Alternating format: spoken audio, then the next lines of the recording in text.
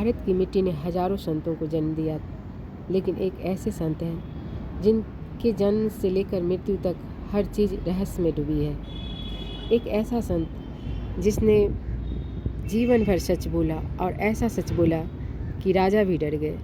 एक ऐसा संत जिनकी वाणी आज भी लाखों की तकदीर बदल रही है। जी हाँ दोस्तों, आज मैं बात करूंगी इस वीडियो में संत कबीरदास की। मैं शशि आप सभी का स्वागत करती हूँ। कहानी शुरू होती है काशी के लहर तारा तालाब से। सुबह सुबह एक कमल पर तैरता हुआ एक नन्हा शिशु देखा गया। नीरू और नीमा, जो एक साधारण जुलाहे थे, उन्होंने उस बच्चे को अपनी गोद में उठा लिया।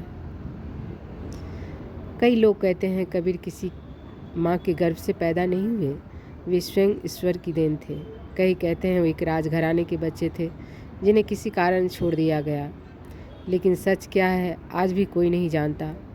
यही रहस्य कबीर को कबीर बनाता है। कबीर बड़े हुए एक जुलाहे के घर में, लेकिन उनके भीतर ज्ञान का ऐसा प्रकाश था जो किसी किताब, किसी गुरु या किसी स्कूल से नहीं मिला। वे सादगी में रहते, सत्य को पहचानते और छोटी उम्र में ही बड़ी बातें समझते थे। लोग कहते हैं उनकी आंखों में ऐसा तेज था जो इंसान के भीतर झांक लेता था। कबीर संत बनना चाहते थे और गुरु के रूप में रामानंद जी को अपनाना। पर समस्या ये थी, रामानंद किसी जुलाहे को शिष्य नहीं बनाते थे। लेकिन कबीर ने हार नहीं मानी। एक सुबह वे उन सीढ़ियों पर लेट गए जिनसे होकर रामानंद जी गंगा स्नान करने जाते थे। रामानंद जी का पैर उन पर पड़ा और उनके मुख से निकला राम राम। बस कबीर ने उसी को अपना दीक्षा मंत्र मान लिया और इतिहास का सबसे अनोखा गुरु शिष्य संबंध वहीं से शुरू हुआ। कबीर ने पूरे समाज को आईना दिखाया। उन्होंने धार्मिक ढोंग, कर्मकांड और जात पात के जंजीरों को तोड़ फेंका। वे कहते थे, मस्जिद ऊपर मुल्ला पुकारे क्या बहरा हुआ खुदा, और फिर पूजा करे पाखंडी मन में मैल बराई। मुँह को कहाँ ढूंढ रे बंदे, मैं तो तेरे पास में, ना ही कोनो क्रियाक्रम में, ना ही जोग बैराग में, खोजी होई तो तुरंत ही मिली हो पल भर के तलाश में। मुँह को कहाँ ढूंढ रे बंदे, मैं तो तेरे पास में। उन्होंने कहा ईश्वर ने मंदिर में है, ना मस्जिद में है, ना किताबों में, ना ही किसी पंडित या मौलवी के पास। ईश्वर आपके भीतर है। कबीर सिर्फ संत नहीं थे, वो एक विद्रोही सुधारक थे, एक जागृति थे। उनके दोहे छोटे थे, लेकिन उसमें उनमें ब्रह्मांड का पूरा ज्ञान छिपा था। जैसे बुरा जो देखन मैं चला, बुरा न मिलिया कोई, जो दिल खोजा अपना, तो मुझसे बुरा न कोई। ये सिर्फ दोहा नहीं, यह मानव मन का मनोविज्ञान है। उनके शब्द आज भी लोगों को दुख दूर करते हैं, गलतियों का एहसास कराते हैं और जीवन को सही दिशा देते हैं।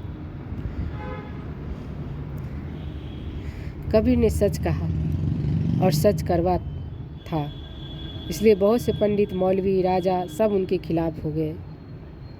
लेकिन जितना विरोध बढ़ता गया उतना ही उनके अनुयायी बढ़ते गए, क्योंकि कबीर सत्ता से नहीं, सत्य से डरते थे और सत्य किसी का गुलाम नहीं होता। कहते हैं जब कबीर इस धरती को छोड़कर गए तब हिंदू और मुस्लिम दोनों समुदायों में विवाद हो गया।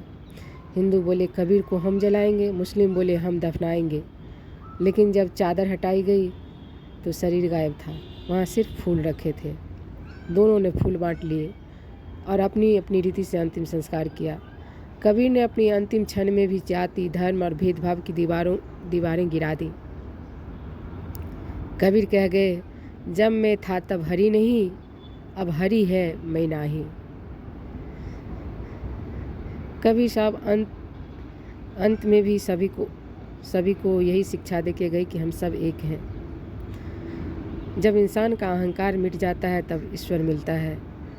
दोस्तों, अगर आप चाहते हैं कि कबीर का ये अमर संदेश लोगों तक पहुँचे तो इस वीडियो को लाइक करें, शेयर करें और कमेंट करके बताएं।